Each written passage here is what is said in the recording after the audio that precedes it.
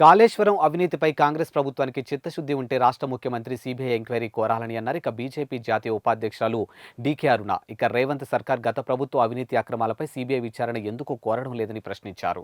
జడ్చర్ల పట్టణంలోని కంచలింగమ్మ ఫంక్షన్ హాల్లో నిర్వహించినటువంటి నారీశక్తి వందన కార్యక్రమంలో భాగంగా మహిళా స్వయం సహాయక సంఘాలతో దేశ ప్రధాని నరేంద్ర మోదీ ఆధ్వర్యంలో జరిగినటువంటి వర్చువల్ సమావేశ కార్యక్రమంలో బీజేపీ జాతీయ ఉపాధ్యక్షురాలు డీకే అరుణ ముఖ్య అతిథిగా హాజరయ్యారు. ఈ సందర్భంగా ఆమె మాట్లాడుతూ దేశంలో మహిళలు ఆర్థిక స్వతంత్ర ఆత్మగౌరవంతో జీవించడమే కేంద్రంలోని బీజేపీ ప్రభుత్వం లక్ష్యమని అన్నారు. ఇక గ్రామీణ ప్రాంత మహిళలు కష్టాలు చూచి ఉచితంగా ఉజ్వల గ్యాస్ కనెక్షన్, మహిళా సంఘాలకు ముద్రా లోన్స్ కింద రుణాలు, మహిళా సంఘాలకు పావలా వడ్డీకే రుణాలు మోదీ సర్కార్ అందించిందని అన్నారు.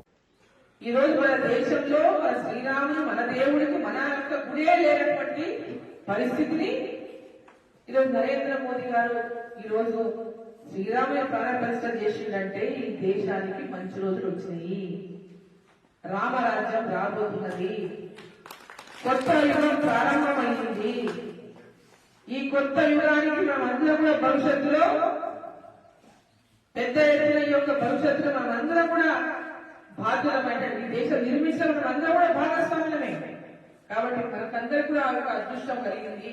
కాబట్టి మనమందరం కూడా ఈ దేశాన్ని ప్రపంచ దేశాల్లో ఉండేటటువంటి ఈ భారతదేశాన్ని మొట్టమొదటి స్థానంలోకి తీసుకెళ్లాలనేటటువంటి ఆలోచన ఏదైతే నరేంద్ర మోదీ గారు ఎవరు చేస్తున్నారో మనమందరం కూడా వారికి అండగా ఉండి మనం వెనుక ఉంటే రేపు మన భవిష్యత్తు కాదు మన పిల్లల పిల్లల భవిష్యత్తు కూడా ఈ దేశంలో ప్రపంచ దేశాలను కొట్టిపడేసే విధంగా చేయగలిగినటువంటి శక్తి ఈరోజు నరేంద్ర మోదీ గారికి ఆ శ్రీరాముడు ఇచ్చిండు అనేటటువంటి విషయాన్ని మనం అందరం తీసుకెళ్లాలి.